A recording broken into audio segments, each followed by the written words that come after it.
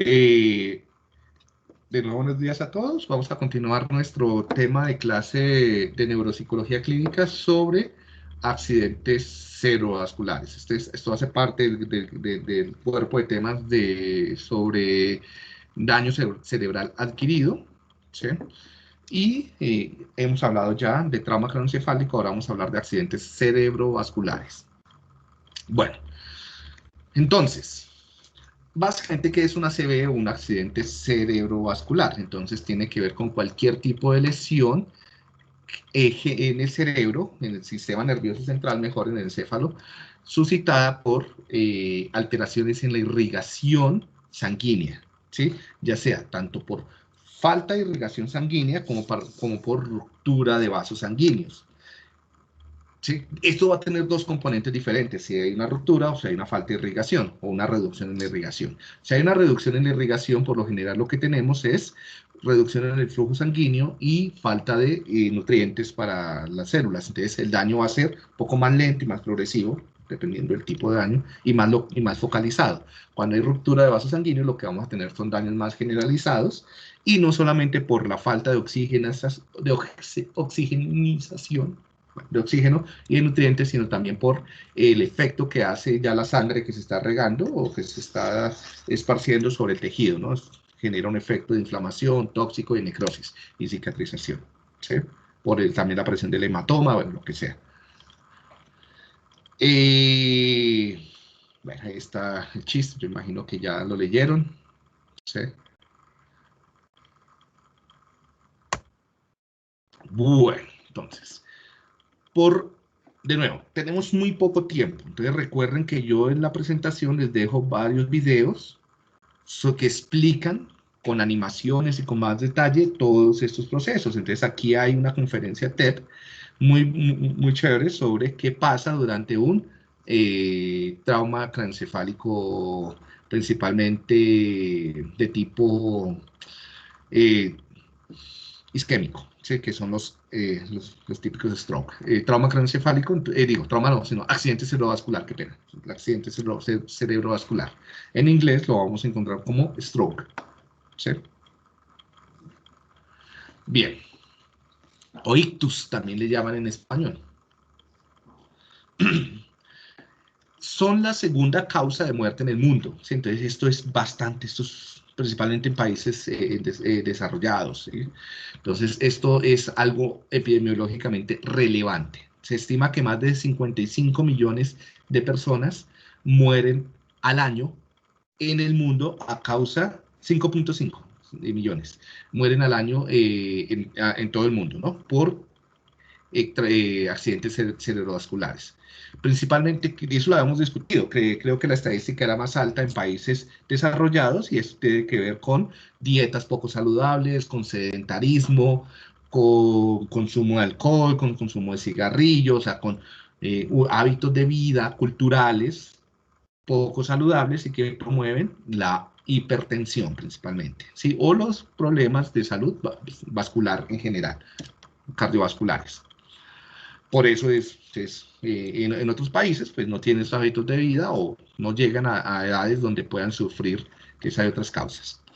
Se estima que 1 de 4 adultos sufrirán un ACV. Esto es muy alta la proporción. O sea, el 25% de las personas en el mundo van a sufrir un accidente cerebrovascular, ¿sí? Y es la principal fuente de discapacidad cognitiva adquirida, ¿sí? De deficiencia cognitiva adquirida. Eh, la mayoría, a los que les gusta este tema, la mayoría de las personas van a tener pacientes, si les gusta la neuropsicología clínica, con algún tipo de ACV, ¿sí? Es lo que la gente suele llamar el derrame, pero pues no es un derrame, ¿sí? Cerebral, es diferente, pero así lo ven. O la trombosis, ¿sí? Bien. Eh, y es más, es muy probable que muchos de ustedes conozcan casos cercanos a sus vidas, a sus familias, con algunas de estas alteraciones, ¿sí? Porque en realidad son eventos altamente frecuentes. La mayoría de las veces no generan secuelas tan graves, en muchos casos sí, depende de muchas cosas, ¿no? Y es la forma más común de discapacidad adquirida en personas, en adultos mayores. en este momento se estima que en el mundo hay más de 80 millones vivos con sobrevivientes de ACV, ¿no? Entonces es un nicho terapéutico bastante, bastante grande. Y por lo tanto, al ser una de las principales causas de muerte y de discapacidad, porque el problema es que la mayoría de las personas ahora sobreviven, o sea, no se mueren, bueno, es un problema porque sobreviven con discapacidad, ¿no? Entonces, evitarlos es uno de los principales objetivos en salud de la mayoría, tanto de la OMS, la Organización Mundial de la Salud, como de los demás gobiernos, incluyendo el colombiano. Hay todo un capítulo en el Ministerio de Ciencia dedicado a enfermedades prevenibles y dedicado a prevenir ese tipo de alteraciones. ¿Sí? Diego, hola, Dime. ¿cómo estás? Hola. Muy bien, gracias. Yo te quería hacer un comentario sobre el dato que dijiste porque yo encontré investigando sobre ACV que ahorita, o sea, se encuentra que hubo una disminución en países, en Norteamérica, sobre todo en Estados Unidos, Sí. en temas de ACV y que en su lugar los países latinoamericanos aumentaron el porcentaje de muertes, la tasa de mortalidad y el porcentaje. Entonces me llamó mucho la atención porque decían que había factores de riesgo relacionados con el estilo de vida de las personas, pero también en menores, o sea, con menos condiciones de pronto que Sí. promuevan buenos hábitos y más precariedad en países de Latinoamérica que lo que se ve ahorita en Norteamérica. Entonces, bueno, nada, eso. Muchas gracias. Recuérdenme siempre decirme, Daniela. Daniela Gómez, sí. Gracias, Daniela, por la actualización. Sí, tienes razón, estas cifras van cambiando y sí vi alguna noticia en los meses pasados, creo que hace menos de un mes, que había una disminución de ACVs en Norteamérica, ¿sí? Y eso tiene que ver con muchos factores, ¿no? Incluyendo también con las políticas en salud que ellos tienen de hace años, ¿no? Eso es el reflejo de políticas en salud de la última década, no solamente de este gobierno, ¿sí? Por lo Sí, de hecho, que, atención, ¿no? O sea, yo estuve leyendo y también decía que depende de qué tan rápido te atiendan y pues acá en Latinoamérica puede pasar que tarden mucho tiempo y ya eso hace que la tasa de mortalidad pueda aumentar, ¿cierto? sí, entonces, mucho del sistema de salud se refleja en este tipo de cosas. Tienes toda la razón. De cómo está dispuesto el sistema de salud, de las barreras para acceso a salud, de los protocolos para atenderlo, de los protocolos de atención de urgencias en ambulancias, del tipo del equipamiento de las ambulancias, por ejemplo, ahora creo que después hubo una revolución en el sistema de salud hace como una década en Estados Unidos, si no me quiero meter en política, que también significó en cambiar las políticas de atención en urgencias, ¿sí? Entonces eso tiene que ver. Además de toda la política de prevención. Lo que más influye acá es la prevención, ¿sí? Entonces prevenir hábitos saludables, los impuestos a las gaseosas, promover, prevenir, o sea, evitar el sedentarismo y promover la actividad física es importante. Y otro de los factores esenciales a eso, a la nutrición y al estilo de vida, es el estrés social, ¿sí? Se sabe que el estrés y también la contaminación influye decisivamente. Entonces, esto es algo que está muy mal en Latinoamérica. En Latinoamérica, además de tener pobres sistemas de salud, o sea, con muchas barreras y con accesos muy lentos, ¿sí? Tenemos muchos casos malos estilos de vida. O sea, aquí incluso hasta la familia más pobre toma gaseosa a diario, ¿sí? O sea, unas dietas que promueven la inflamación y el daño del cuerpo. Pero además estamos sometidos a altos niveles de estrés. Altos niveles de estrés por pobreza, altos niveles de estrés por guerra, por violencia en el vecindario. O sea, eso depende de la realidad. Y ese alto nivel de estrés aumenta el riesgo de trastornos cardiovasculares porque tiene toda una vía a través del cortisol, ¿sí? Entonces es algo que también a futuro hay que trabajar, ¿no? O sea, bajar esas tasas implica también controlar los estresores, la dieta y los hábitos saludables. Gracias, Daniela. ¿Sí? Bien. ¿Algo más que quieran decir? No. Muchas gracias. No me acuerdo, cuando estaba en el doctorado hacíamos una discusión, por ejemplo, una de las cosas que se hizo una investigación en los Andes y algo tan sencillo como aumentar, distanciar el espacio entre paraderos de buses disminuyó la tasa, disminuyó el promedio de hipertensión, de tensión arterial en unos barrios de Bogotá, ¿sí? Y era porque si el paradero te quedaba muy cerca, las personas pues caminaban menos. Alejarlo 1 cuadra, 2 cuadras significaba más actividad física. Entonces, el hecho de caminar esas 2 cuadras diariamente tenía un efecto significativo sobre la reducción de la presión arterial. Y reducir la presión arterial es el principal marcador, o sea, el principal biomarcador de accidente cerebrovascular, o sea, antes de que suceda, es la presión arterial. Casi todas las personas tienen o tuvieron hipertensión, ¿sí? Entonces, eso es uno de los... Y así podemos, entonces, un target importante es ese tipo de acciones que bajen la hipertensión, ¿sí? Acciones como estas. Colocar maquinitas de estas pasivas en los parques. Algo que va a aumentar, por ejemplo, la hipertensión y todo ese tipo de accidentes ahora es el confinamiento, ¿no? Ya las personas hacen menos actividad física y están más estresados y están deprimidos y están ansiosos dentro de las casas. Entonces, es con algo con lo cual hay que pensar a trabajar en los futuros años. Bien, para hablar de accidentes cerebrovasculares, necesariamente tenemos que hablar de irrigación cerebral, ¿sí? Entonces, bueno, yo creo que esto ustedes lo vieron desde psicobiología, ¿sí? Y es cómo funciona la irrigación cerebral.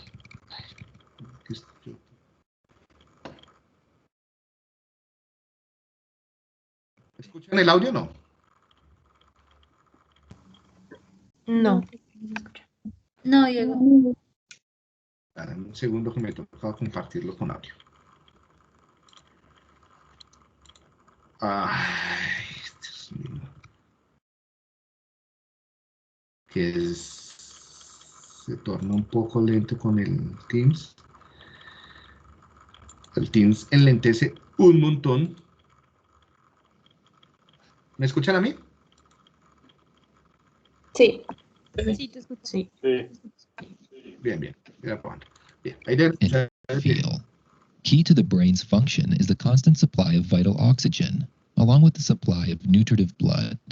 Without a steady supply of blood, brain cells will die. Due to the high energy costs of maintenance of brain neuron firing, the brain demands a high level of oxygen. Despite accounting for only 2% of the body's mass, the brain uses 25% of glucose available in the blood. As a group of neurons are active or fire in response to a task or stimulus, they require more nutritive blood. However, blood flow balance is essential. Too much or too little blood can damage brain cells and tissue or affect the fragile blood-brain barrier, a fine membrane structure that protects the brain from unwanted molecules and separates it from cerebral spinal fluid. Well-regulated constant blood flow is key to ensuring healthy brain function. Brain blood vessel health may also be key to the onset of neurodegenerative disorders, including Alzheimer's disease. It may also be important to growth control in tumors and to the regulation of pain. Understanding more about blood-brain flow control and vascular health could be key to opening new avenues to treating and preventing brain changes that lead to these brain pathologies.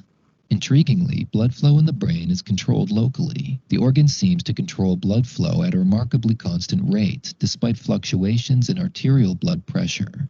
This phenomenon is known as cerebral blood flow autoregulation.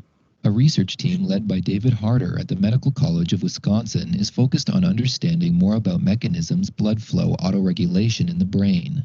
For blood flow to remain constant, the brain relies on specialized vascular muscle cells in the blood vessels to react to changes in pressure. Cerebral blood flow autoregulation stems mainly from messaging from muscle, rather than neuronal signaling, a process referred to as myogenic. If arterial blood pressure is high, constrictions in the arterial muscle cells control the amount of blood flowing through vessels. This ensures that the brain, which is very sensitive to physiological changes, is supplied with a constant level of blood. Harder's research has 3 key aims. The first aim is to understand how the brain responds to changes in cerebral arterial blood pressure. The second aim is to pinpoint exactly how the brain responds to blood pressure changes to cause vessel constrictions. The team also want to understand how arterial muscle cells interact with other cell types to govern blood flow. To do this, the researchers are working on identifying and studying key molecular processes, including ion channels, oxidative stress, and metabolism. that could be involved in autoregulation. The team focused on arterial muscle cells, neurons, glial cells, and star-shaped astrocytes. Studying these cells in normal physiological conditions and in animal models of disease helps the team understand the role of cerebral blood flow autoregulation in health and pathology. Dr. Harder's work, funded by the National Institutes of Health, NIH, is helping to unravel fundamental mysteries of the brain. This program of study could one day lead to better treatment for devastating neurological conditions. Bueno. Bien. ¿Me escuchan, sí? Sí. Listo, perfecto. Ahí era como una introducción a la complejidad que tiene el funcionamiento cardiovascular o vascular, mejor, dentro del sistema nervioso central y los diferentes mecanismos de regulación, ¿no? Entonces, algo importante, entender esos mecanismos nos va a permitir desarrollar mejores tratamientos, pero también intervenciones preventivas, que yo creo que es lo más importante, ¿no? Prevenir que el cerebro se dañe. Esto básicamente tiene que ver con los mecanismos que regulan también la presión arterial y la salud corporal en general, ¿no? Entonces, mucho de psicología de la salud. Bueno, hablemos un poquito de la vasculatura cerebral, ¿sí? Entonces, ¿qué recuerdan ustedes, muchachos, sobre la vasculatura cerebral?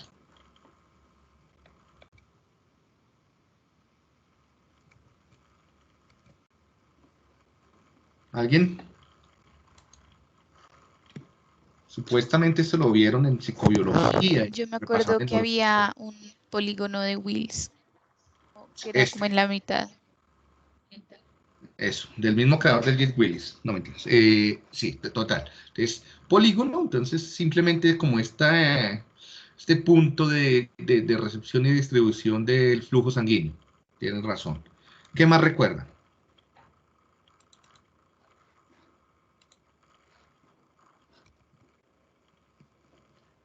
Entonces, básicamente el flujo sanguíneo llega a través de dos vías grandes, ¿no? Las arterias carótidas, ¿sí? Y la arteria basilar, que es una irrigación anterior y una irrigación posterior. La irrigación anterior tendría que ver con las carótidas, ¿sí? Entonces, las carótidas llevan sangre, todo esto es sangre arterial, ¿sí? Arterias. Hacia mediales y anteriores del encéfalo, y la basilar que iría acá por detrás, por las vértebras, y llevaría sangre hacia la parte posterior del encéfalo, ¿sí? Esto se va a dividir, o sea, 2 entradas por 5 arterias de distribución. Por 3 arterias de distribución, qué pena, 2 y 3 de distribución. Esto formaría 5 grandes arterias. O sea, la basilar, las carótidas, y luego formaría entonces una irrigación anterior, que sería por la arteria cerebral anterior, medial con la arteria cerebral medial, y posterior con la arteria cerebral posterior. Entonces, 3 arterias importantes en el cerebro, del encéfalo. La anterior, la posterior y la medial, ¿vale? Y unas como la concomitante, y bueno, hay una cantidad de vasos que no nos vamos a aprender en este momento. ¿Sí? ¿Qué es esto? Entonces, la basilar y las 3 de irrigación. ¿Sí es claro eso? 2 entradas por 3 distribuciones, posterior, anterior, y las 3 arterias grandes. Esto es importante porque esto va a relacionarse con los síntomas y los síndromes neuropsicológicos, ¿no? Entonces, por lo general, los síndromes neuropsicológicos, principalmente en el ACV, están asociados a cuáles arterias se vieron comprometidas, ¿sí? Entonces, vemos acá una visión basal del cerebro, vemos el polígono de Willis y vemos las arterias que mencionamos hace un momento, ¿no? Entonces, vemos la basilar, las carótidas, y aquí cómo se distribuye hacia la arteria cerebral medial, hacia la arteria cerebral anterior y hacia la arteria cerebral posterior, que debería ser esta por acá. Bueno, y las vertebrales. Bueno. Entonces tenemos las carótidas internas, ¿sí? Va a ir una rama hacia los ojos, que es la arteria oftálmica, y otras ramas que serían la arteria cerebral medial y la arteria cerebral anterior, ¿sí? ¿Qué ramas irriga la arteria cerebral medial? Las caras parietales, temporales, frontales, ¿sí? Y la cerebral anterior son las mediales y el lóbulo parietal. Esto es importante que se lo aprendan, muchachos, porque es probable que en el parcial salgan cosas como, bueno, paciente con lesión en la arteria cerebral medial, ¿cuáles estructuras cerebrales pueden estar comprometidas? Entonces, ustedes ya saben, dependiendo del tipo de arteria, ¿no? Entonces, veamos, con la arteria cerebral medial, ¿sí? Aquí están las ramas, ¿no? Entonces, tenemos básicamente estas regiones. Tenemos estas regiones. ¿Sí? Y esto de acá y esta parte. Entonces, la arteria cerebral medial tendría lóbulo parietal, ¿sí? La vista lateral del lóbulo parietal, áreas motoras primarias y secundarias, y la corteza prefrontal dorsolateral. También en gran parte los ganglios basales. Entonces, por ejemplo, daños en estas regiones conllevarán a síndromes muy puntuales, agnósicos o disejecutivos de un tipo. De la arteria cerebral anterior, ¿sí? La cerebral anterior sería esta. Entonces tenemos estas porciones, esto es lateral, estas son porciones mediales. Entonces, estas porciones mediales, principalmente en regiones mediales, que sean laterales, estas son regiones mediales del lóbulo frontal y parietal, ¿sí? Parte del cuerpo calloso, la cápsula interna, el caudado glóbulo pálido. De la arteria cerebral posterior, sería la que está más oscurita. Entonces, principalmente va a dañar áreas del lóbulo occipital, de la corteza parietal más posterior, ¿sí? Entonces serían, por lo general esto conlleva a síndromes mucho más de tipo pérdida visual o daños para ubicación espacial, ¿sí? Parte del lóbulo parietal, del lóbulo temporal, del giro, esto es giro temporal inferior, ¿sí? Ay, no, mentiras, es con esto. Así también. Bien. Y esta, pues la arteria cerebral posterior viene de la arteria basilar, ¿no? Diego, una pregunta, ¿a cuál se refiere la arteria coroidea anterior? Esta proviene, esto se desprende desde el polígono de Willis, ¿sí? Y básicamente tiene que ver con los, ¿cómo se llaman? Los plexos coroideos, que tienen que ver con el filtrado de la sangre que va hacia el líquido cefalorraquídeo, ¿sí? Entonces, tiene que ver más con la irrigación que va de los ventrículos cerebrales, ¿sí? Es una arteria, entre comillas, secundaria, igual que estas arterias más profundas, que principalmente está involucrada en alimentar la circulación ventricular, el líquido cefalorraquídeo, ¿sí? No solamente los ventrículos, sino también la que va entre las meninges. Entonces, alteraciones en esta arteria pueden conllevar alteraciones, por ejemplo, taponamientos, pueden hacer que haya hidrocefalia, ¿sí? Porque no fluye el líquido cefalorraquídeo y se acumula, ¿sí? Entonces, hay unas válvulas que se ponen para tratar esto. Ok, gracias. Bien. Aquí hay otra gráfica, también está en la lectura, entonces, donde están como los territorios de múltiples arterias y las irrigaciones, ¿no? Entonces, la arteria cerebral anterior, la arteria cerebral medial, la arteria cerebral posterior y otras. Es los territorios que están irrigando cada una. Entonces, por ahora, importante que asocien los territorios de las tres grandes, de la cerebral anterior, de la cerebral medial y de la cerebral posterior, con regiones y las regiones con funciones. ¿Sí? Entonces, estos serían los territorios de la cerebral medial. Vean que son territorios más perisilvianos, ¿sí? O sea, alrededor de la cisura de Silvio, y laterales, ¿no? Entonces, muchos de los daños en la medial conllevarán a trastornos, afasias, a trastornos del lenguaje, porque dañan las estructuras alrededor de la cisura de Silvio. También puede llevar a trastornos, por ejemplo, motores, ¿sí? En el hemicuerpo contralateral. Entonces, si son, por ejemplo, en el izquierdo, será en la mano derecha o en mi cuerpo derecho y viceversa, ¿no? Entonces, dependiendo.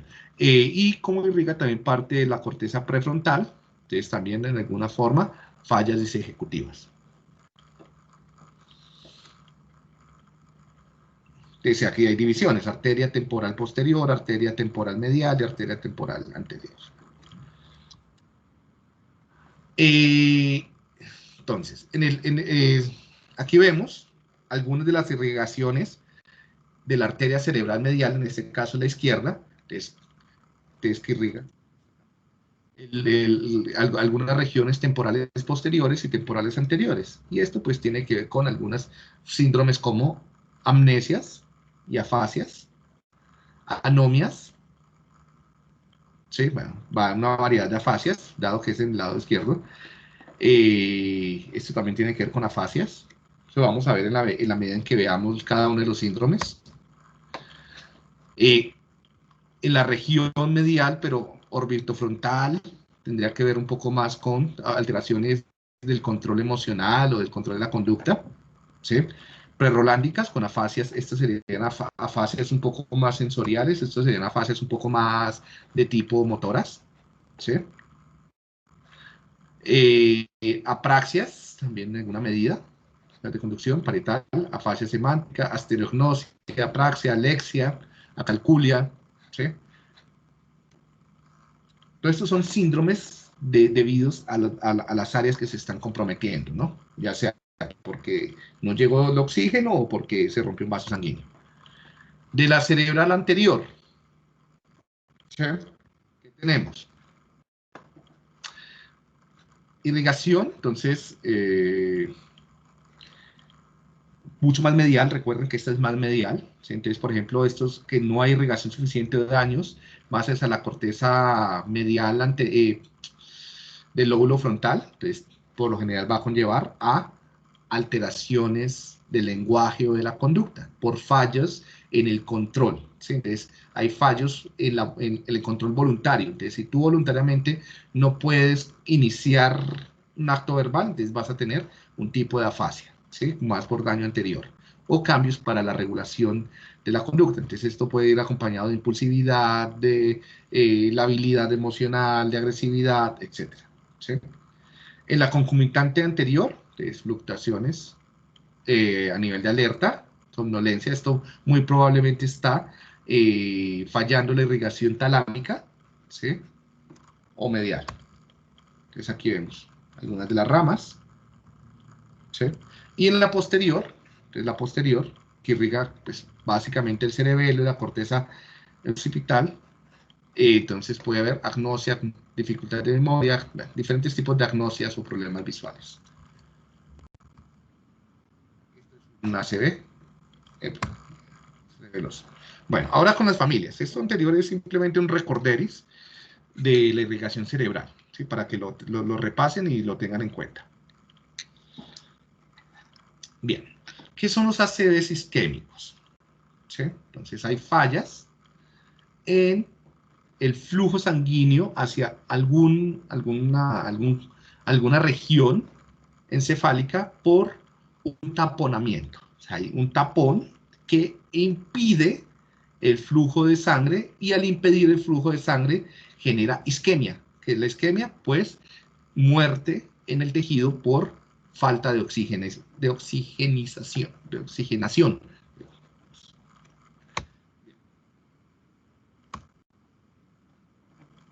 Es la mayoría, el 80% de los ACV se estiman que son de tipo isquémicos, entonces el otro 20% serán hemorrágicos. Entonces, la mayoría de los ACV son isquémicos, ¿no? Y lo que hablábamos hace un momento, entonces hay dos causas, los trombos o los émbolos. Los trombos son formados dentro del mismo vaso, principalmente pueden ser, en rara ocasión son solo coágulos, ¿no? Por lo general son una mezcla entre coágulos con lípidos, con plaquetas, ¿sí?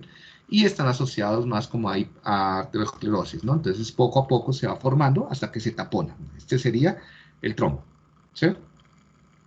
Y pues a la enfermedad ocasionada por el trombo se le llama trombosis o obstrucción de una arteria por un trombo, ¿sí? En cambio, puede ser que los émbolos son cualquier tipo de tapón que venga de otro lado, ¿no? Entonces, la de la película, que se le inyecta una burbuja de aire. Entonces, eso sería un émbolo que va a taponar un vaso sanguíneo y si llega al cerebro, pues genera daño, ¿sí? Lo más común, por ejemplo, son émbolos después o también por arteriosclerosis, por ejemplo, tienen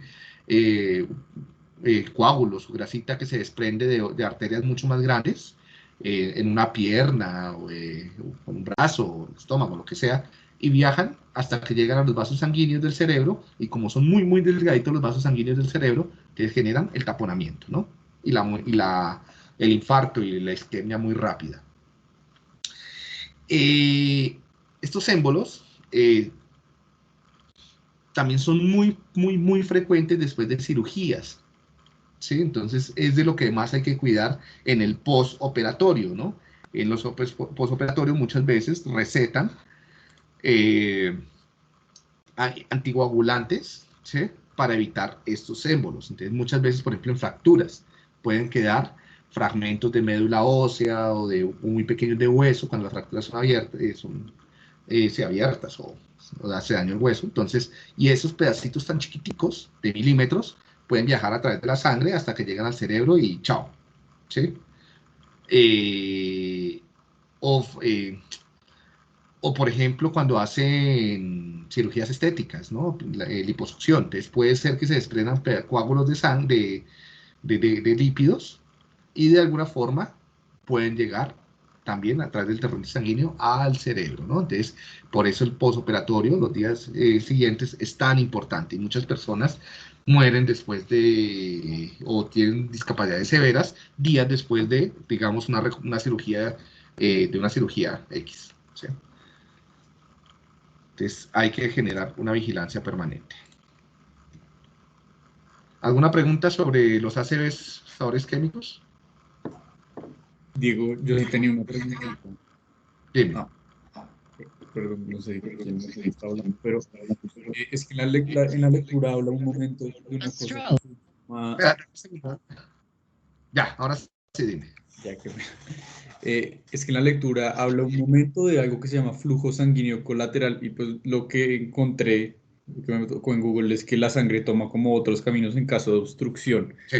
Sin embargo, en los esquemas que tú nos muestras no veo cómo, digamos, si, no sé, cualquier vaso se tapona, cómo puede tomar un camino alternativo. ¿Eso lo tenía en algún lugar?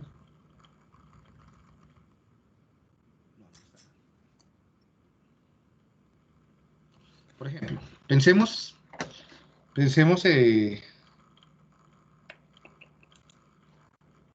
aquí. Digamos que se taponó este vasito sanguíneo, ¿sí? Yo eso Sí. lo tenía en alguna... yo estoy seguro que la he puesto en la clase no están las anteriores, las colaterales. Esta hay más.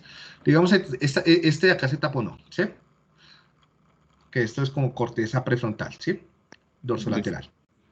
Entonces, esta región va a comenzar a dañarse. Sin embargo, puede ser que otras arterias muy cercanas puedan suplir algo de oxígeno. Entonces va a hacer que el daño no sea tan grave. Pero digamos, si se taponó acá, esto va a dañar tanto la principal como las colaterales, ¿sí? Okay. Entonces, si el daño es en un vaso muy pequeño, puede ser que las colaterales brinden la irrigación suficiente para que la isquemia no sea tan grande, ¿sí?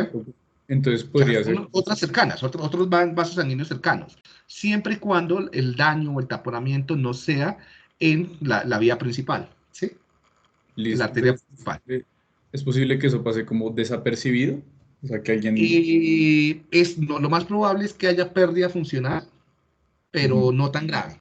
Entonces, si tú no estás muy pendiente, o sea, si tú no, las personas en general, entonces, uy, no es que tengo como, no sé, me siento como somnoliento, depende de la región, no veo como fosfenos, eso no debe ser nada, eso debe ser que el azúcar, uno dice, eso debe ser que estoy estresado, y lo deja pasar. Eso, pues, como no está, o sea, las colaterales no logran reemplazar completamente el vaso sanguíneo que está taponado. Entonces sí se están muriendo, pues no se están muriendo a una velocidad tan grande, pero sí se están muriendo neuronas y tejido. Entonces, eso lo que va a hacer es que llegue un momento en que no va a pasar desapercibido, sino que va a dejar, cuando te des cuenta, ya la secuela es muy grande, ¿sí? Listo. O si el taponamiento es en un vasito muy, muy chiquito, puede ser que sí pase desapercibido. Y años después que te hagan una imagen o algo así, o nunca te diste cuenta, o años después digan, uy, mira, tú tienes un pedacito de cerebro que se murió, pero no, pues por plasticidad, por diferentes factores no te en cuenta por una ACV que nadie detectó. ¿Sí? Perfecto, gracias.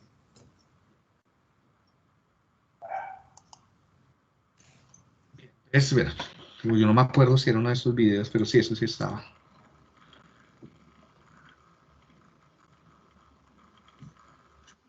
A stroke occurs when the blood flow in part of your brain is blocked.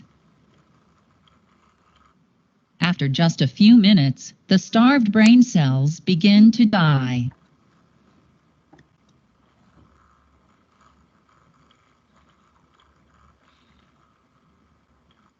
Normally, the brain receives blood via two major pairs of arteries,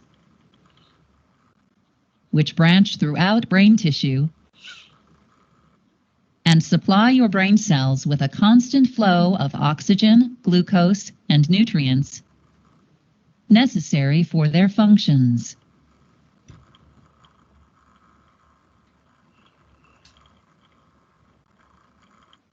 In one type of stroke, ischemic stroke,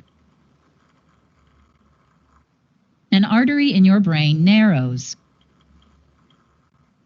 or becomes completely blocked, preventing normal blood flow. The blockage may be caused by a blood clot, also called a thrombus, which forms in an unhealthy artery of the brain. The lack of blood flow causes the tissue the artery supplies to become starved or ischemic. Similarly, the blockage may be due to an embolus, a blood clot that forms elsewhere in the body and travels to the brain.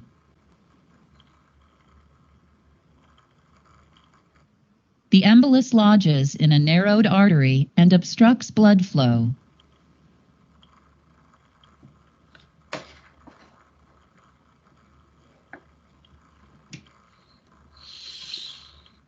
Immediate treatment for your stroke may help to minimize brain cell injury and death.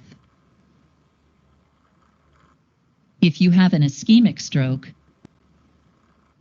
you may be given medication to break up the clot causing your stroke. Later, your doctor may recommend surgery, such as carotid endarterectomy, to reduce your risk of having another ischemic stroke.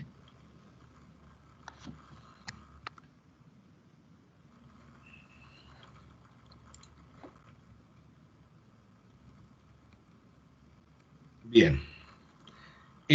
¿Ustedes escuchan y ven bien el video cuando lo pongo desde acá?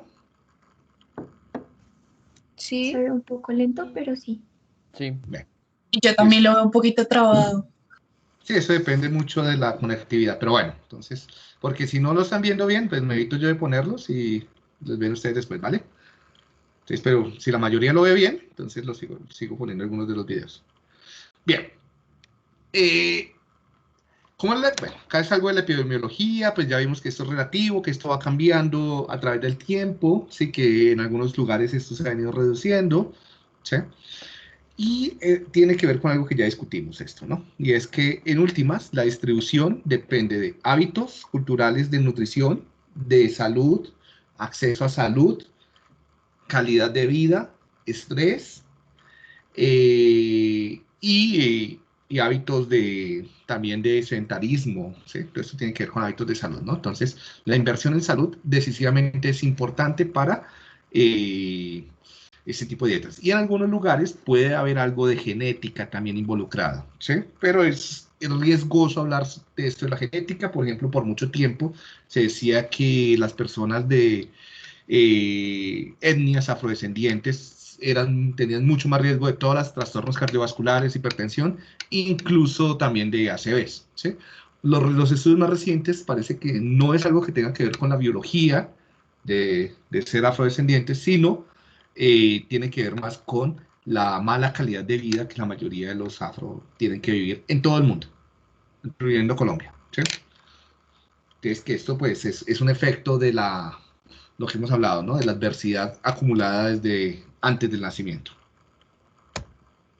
Bueno. Ajá. Bueno, mira, creo que era esta la que hablaba un poco de de las colaterales, sí era esta. Entonces decía que se estaba en algún lado. Entonces, hay algo que se conoce como el centro, ¿sí? O el foco de la isquemia, ¿sí? Que sería en este caso, ¿no? Entonces, vemos este vaso sanguíneo se bloqueó y toda esta región va a comenzar a sufrir isquemia. Y esa isquemia va a ser cada vez más grave si no o sea, esto es una arteriosclerosis acá periférica, viajó y bloqueó acá, ¿no? Eso es un émbolo, entonces sería por una embolia. Y comienza estas neuronas a morirse. O sea, hay unas neuronas que mueren más rápido, otras que mueren más lento. Bueno, ahí va a variar.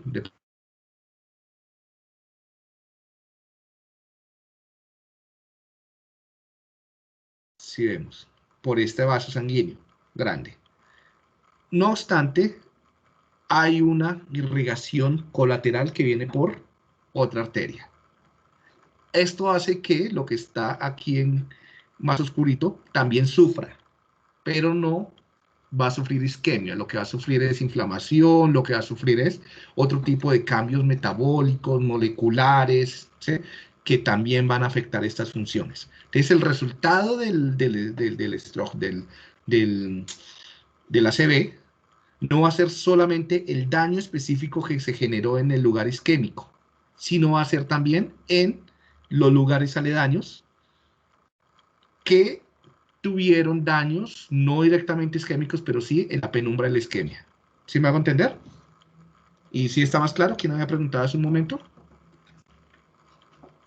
Yo creo que sí ya queda más claro. Ah, bueno. ¿Quién? Recuérdame los nombres, es que... Santiago Silva.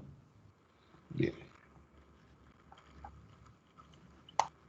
Es que yo estoy tomando en cuenta los que participan, haciendo preguntas y demás, por si más adelante se necesitan, digamos, puntos sobre quizzes o algo.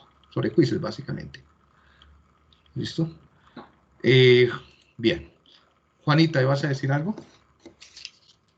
Sí, profe, es que a mí me surgió una duda, yo no sé si eso tenga que ver con esto, pero en una parte de la lectura decía que la despolarización o la ruptura de los gradientes como iónicos tenía un efecto como protector de preacondicionamiento. Yo no sé si eso tenga que ver con esta región o cómo se dé. Ya son mecanismos mucho más precisos y moleculares, ¿sí? Hay muchos cambios y algunos de ellos tienen que, es un intento de neuroprotección para evitar la isquemia, el daño, ¿sí? La muerte celular. ¿Sí? Parte de esos mecanismos tienen que ver con cambiar los flujos de iones que van dentro y hacia afuera. Entonces, por lo general, uno de los mecanismos que trata de hacerse es evitar la entrada excesiva de glutamato, si no estoy mal, o sea, no la entrada de glutamato, sino inhibir un poco, no me acuerdo muy bien cómo es el mecanismo ahí, si es inhibir o excitar la sinapsis glutamatérgica. Creo que de aumenta, las cosas, creo que aumenta el glutamato, sí.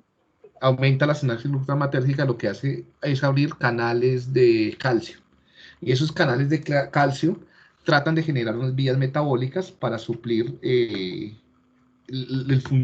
funcionamiento de la célula, ¿sí?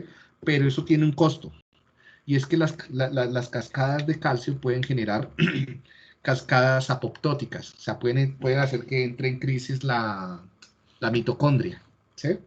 Incluso sobre eso hay varios trabajos que muestran, por ejemplo, los típicos síntomas de, por ejemplo, cuando hay experiencias cercanas a la muerte, de visión túnel y demás, que lo relacionan con estos cambios en los gradientes iónicos, principalmente de calcio, ¿sí?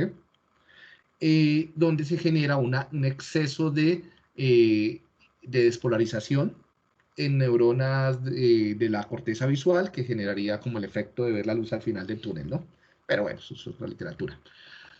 Vale, Entonces gracias. sí, hay unos cambios en muchos niveles, ¿no? Hay unos cambios a nivel epigenético, hay unos cambios a nivel celular, y ahí dentro de los cambios a nivel celular implica cambiar qué tipo de iones están entrando y saliendo de las neuronas, como un último recurso que toman las neuronas para que no se mueran, ¿sí? Para suplir el metabolismo que se está entrando en crisis. Pero ese último recurso tiene unos segundos a minutos de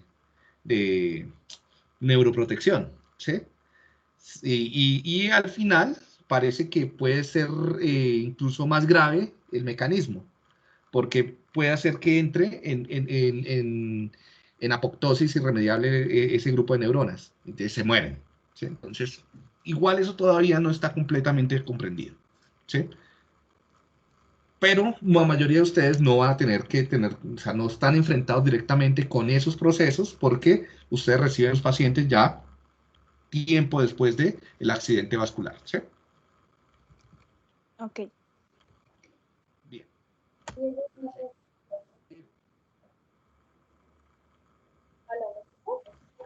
¿Cómo? Una pregunta. Dime. Cuando dice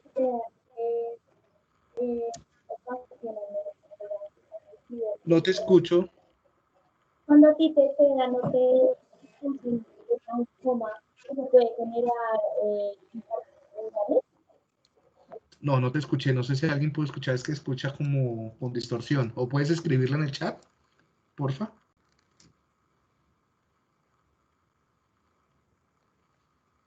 ¿Alguien escuchó? Yo no escuché bien. Nicolás.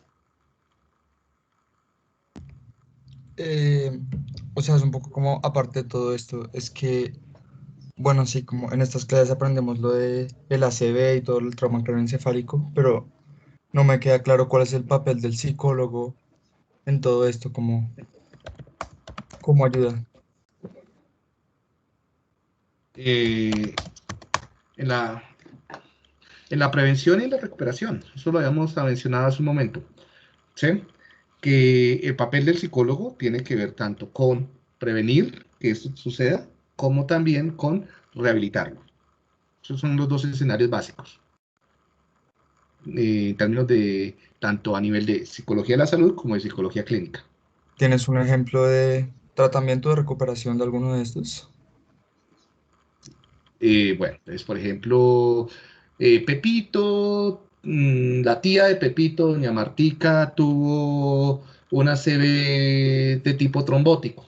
¿Sí? Bueno, digamos la mamá de Pepito, que tiene 25 años, y entonces la mamá tenía 45 y la señora comenzó a tener problemas de memoria y a adormecérsele un brazo, entonces ella la llevan al médico y resulta que era un ACV trombótico, entra en estado de coma, dura 2 meses una semana en coma, se recuperó del coma, pero cuando se recupera, no recuerda quién es, digamos, los últimos 5 años de su vida no los recuerda y se le dificulta aprender cosas nuevas, ¿sí? Entonces adquiere una amnesia lacunar, una amnesia anterógrada y una amnesia retrógrada. Por lo tanto, entonces Pepito tiene que llevar a su mamá a terapias para tratar de mejorarle calidad de vida y ver hasta qué medida pueden recuperar algunas funciones nérficas. ¿Sí? Todo eso lo está haciendo el psicólogo, tanto la evaluación del daño funcional en términos de memoria para ver qué otro tipo de funciones están dañadas, además del lenguaje, de motricidad, ¿sí? Ver qué tipo de funciones de memoria están alteradas, si es la memoria semántica, episódica, procedimental, y generar pues rehabilitación. Entonces pues la citará 2, 3 veces por semana a su consultorio, lo pondrá a hacer diferentes juegos. No les voy a hablar ahorita de estrategias de rehabilitación porque todavía nos falta ver muchas cosas para llegar allá, y donde tratarán de disminuir, por un lado, el déficit, y si no se puede disminuir el déficit porque es una amnesia anterógrada grave, entonces generarán dispositivos de adaptación. Entonces, cómo usar papelitos en la casa para recordar cosas, como la comida, las horas de comida, cómo usar una agenda, como aplicaciones de celular para que pueda más o menos vivir funcionalmente. ¿Sí? Entonces, en todos estos procesos está involucrado el psicólogo. Pero adicionalmente, de pronto, ese psicólogo no le interesa trabajar con daños ya adquiridos, sino quiere trabajar con evitarlo. Entonces lo contrata un colegio, lo contrata una clínica, lo contrata la Secretaría de Salud y tiene que hacer campañas de prevención de ACVs. Entonces, ¿cómo las va a hacer? Promoviendo dietas saludables. ¿Sí? Hay muchísimas formas. Entonces, y esto que estamos viendo sí es muy específico, pero es como la introducción a esos deterioros cognitivos. ¿Sí? a esos daños adquiridos. Listo, gracias. ¿Sí? ¿Te queda un poco más claro? Sí, sí, Yo ya creo queda que, claro. ¿qué es lo que pasa? Desde el otro corte comenzamos a ver ya síndromes, afasia, amnesia, ¿sí? Y ahí vamos a ver muchos casos. Y todos los casos van a decir ACV con isquemia en tal lugar. Entonces, si no vemos esto, se van a perder allá. ¿Sí? Entonces, para entender todos los casos que van a venir después, necesitamos entender esto. Bien. Listo. Gracias. María Gracias. José. Dale, no te preocupes, Nicolás. María José, cuando te inducen un coma, ¿eso puede generar infartos cerebrales? No necesariamente. Yo creo que incluso muchas veces los inducen para evitar daño cerebral. ¿Sí? Eso depende de muchos factores. Que, por ejemplo, ¿qué podría generarlo? Que además que tú tienes unas condiciones, por ejemplo, de arteriosclerosis o ¿sí? Tienes coágulos dentro de la sangre o ¿sí? Algún tipo de posibles émbolos, mejor dicho. Dentro del dentro de la terapia farmacológica te inyectan algún anticoagulante y ese anticoagulante lo que hace es desprender también estos tipos de émbolos, ¿sí? de grasa o de coágulos, y comienzan a circular en el cuerpo, ¿sí? Y eso puede llevar a que llegue un momento en el que se tapone un vasito y genere un infarto, ¿no? Entonces depende de por qué te generaron el coma y el tipo de fármacos que te estén dando para tratar las condiciones que te hicieron generar el coma. Entonces, pues, eso es lo que puede inducir el infarto, ¿no? Pero directamente no hay una relación directa, o sea, y específica entre coma e infarto cerebral. Muchas veces lo hacen para proteger que no vayan a haber más infartos. Me dices que una señora que tenía COVID la durmieron y nunca despertó de hacer la tomografía, descubrieron que tenía varios infartos cerebrales. No sé si puede ser causado por la misma enfermedad. El coma que a ella le indujeron probablemente no era para un tratamiento cerebral, sino era para un tratamiento pulmonar. ¿Sí? Entonces de pronto tenía... O sea, porque para intubarlas, para hacer la ventilación respiratoria, necesitan inducir coma. ¿Sí? Por lo traumático que es meterle un tubo ¿sí? Y el dolor y no se lastime más. Entonces las personas cuando están intubadas en cuidados intensivos, por lo que tienen que estar en coma. ¿Sí? Entonces no sé por qué la intubaron. O sea, ahí ya tú nos puedes comentar mejor por qué fue que la intubaron, o sea, no por qué fue que le indujeron el coma, si era por un tratamiento respiratorio o cerebral. ¿Sí? ¿Qué es lo que pasó? Parte del COVID tiene que ver con generar coágulos dentro de los vasos sanguíneos, y esos son los que pueden afectar diferentes tejidos. Pueden generar falla renal, pueden generar falla pulmonar. Muy probablemente esta señora por el COVID se genera una cantidad de fallos inflamatorios y en la coagulación de la sangre, y algunos de esos coágulos comenzaron a acumularse en el cerebro. Pero no creo, no sé, no soy experto en el tema, pero no creo que haya sido porque le indujeron el coma, sino hace parte de todo el COVID, de todo lo que es el COVID. ¿Sí? Y el coma probablemente se le indujeron fue para el tratamiento respiratorio, pero pues no sé. O sea, porque no conozco el caso, ¿sí? ¿Está claro, María José?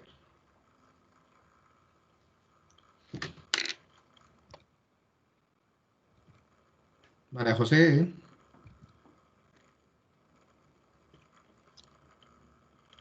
Bueno.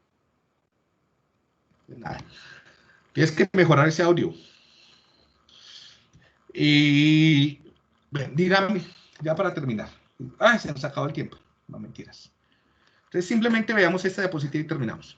Entonces, dinámica del daño isquémico. Esto es importante para todos los neuropsicólogos y todos los ciudadanos, porque esto nos puede pasar en la casa, completamente, en cualquier momento. ¿Sí? Y muchas veces los psicólogos, cuando tenemos que hacer psicoeducación, tenemos que también tratar ese tipo de cosas, ¿no? Porque lo más importante es la prevención, pero también el tratamiento oportuno, ¿no?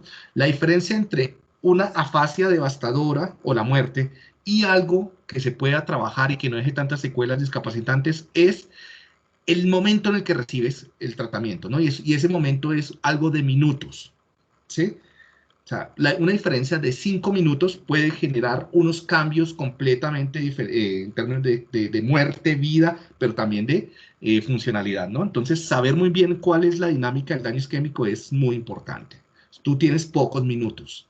Entonces, desde el momento en que comienza a generarse el daño, entonces unos segundos después, comienza a generarse disfunción eléctrica, los gradientes que acabamos de hablar, ¿sí? Y la síntesis de proteínas, ¿sí? Después de unos segundos, ya entre unos segundos, decenas de segundos, minutos, de nuevo, siguen los cambios de potenciales de acción y de gradientes iónicos.